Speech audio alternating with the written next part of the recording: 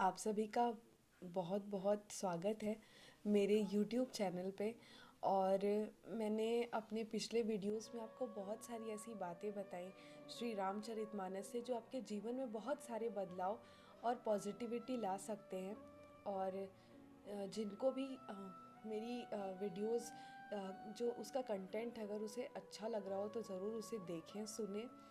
और आज की मेरी वीडियो थोड़ी सी अलग है, और आज फिर से मैं आपको एक बहुत अच्छी स्टोरी बताने वाली हूँ जो आपकी लाइफ में बहुत मायने रखेगी।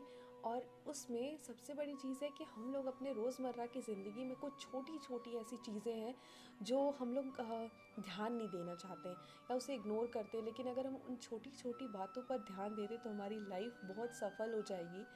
और एक स्टोरी इस प्रकार है कि एक संत थे जिनके दो शिष्य थे, और वो अपने दोनों शिष्यों को बहुत मानते थे। वो दोनों शिष्य उनके बड़े प्रिय थे। और एक बार यूँ होता है कि एक बार किसी बड़े घर से भोज के लिए उनके उनके पास आमंत्रण आता है। तो उस भोज में जाने के लिए उस दिन उनके पास समय नहीं होता है वो संत जी के पास। तो उन्होंने बोला कि आप जो मेरे दोनों शिष्य हैं, आप दोनों जाकर उस आमंत्रण के लिए जहाँ आमंत्रित हैं आप दोनों चले जाना। और तो वो दोनों शिष्य बोलते हैं, जी गुरुजी आपकी जैसी आज्ञा, हम चले जाएंगे। उसमें एक शिष्य रहता है जो जब उसे पता चलता है कि बहुत बड़े घर से भोज के लिए आमंत्रण आया है, तो हमें नाना प्रकार की दान दक्षिणा मिलेंगे, वस्तु मिलेगी, बड़ा बड़ा खुश होता है, बड़ा प्रसन्न होता है। और एक दूसरा शिष्य रहता है, ज़्यादा कुछ सोचता नहीं है, सिर्फ ये सोचता है कि हाँ मेरे गुरु जी ने बोला है, और अगर उन्होंने कहा है तो बस वहाँ जाना है, भोज ग्रहण करना है और आश्रम वापस आ जाना है। दोनों का जब समय होता है तो दोनों जाते हैं आमंत्रण पे, और वहाँ पे उनका बहुत सम्मान होता है, बहुत अच्छे से स्वागत किया जाता है, उनको भोजन कराया जाता है, सब कुछ है। लेकिन जब जाने की बारी आती है, जब विदा करने की बारी आती है, तो वो जो वहाँ के वो जो वहाँ के मेन थे, उन्होंने उसमें उनको दान दक्षिणा दी, लेकिन ज़्यादा पैसे नहीं दिए, कुछ ही पैसों के साथ उनकी विदाई की।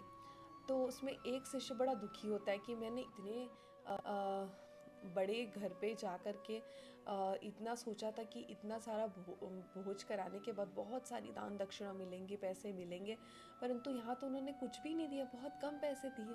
और वहीं दूसरे जो शिष्य रहते हैं बड़े प्रसन्न होते हैं कि मैंने तो कुछ भी नहीं सोचा था, चलो फिर भी अच्छा, बहुत अच्छा दान दक्षिणा दिया इन्होंने और इतना अच्छा सम्मान दिया।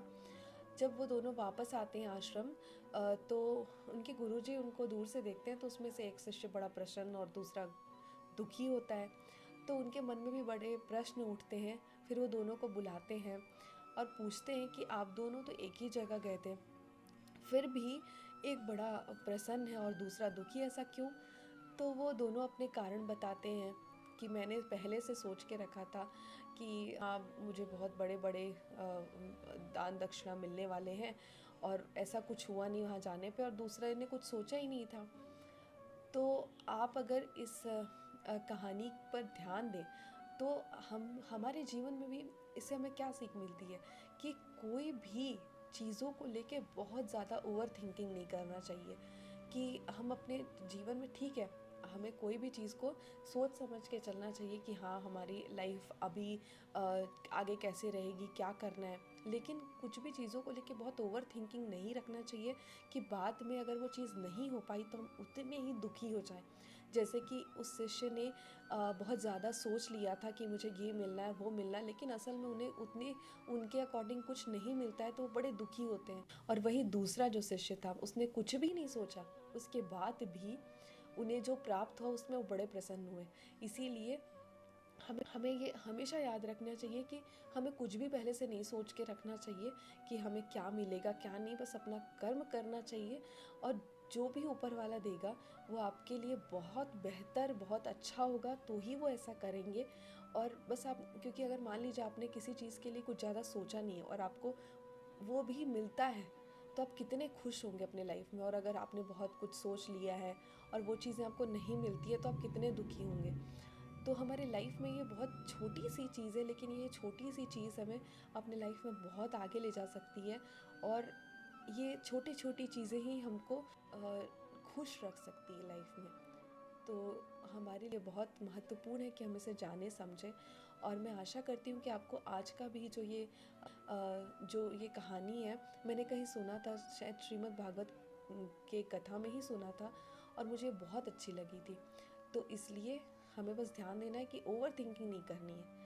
और आशा करती हूँ कि आप लोग को मेरा वीडियो अच्छा लगा होगा, और भगवान से यही विनती करती हूँ कि आपका दिन हमेशा सुखमय जाए, और अगर कष्ट का जा भी रहा है तो भगवान आपको शक्ति दे। इसी के साथ मैं ये वीडियो पूरा करती हूँ। बहुत बहुत धन्यवाद।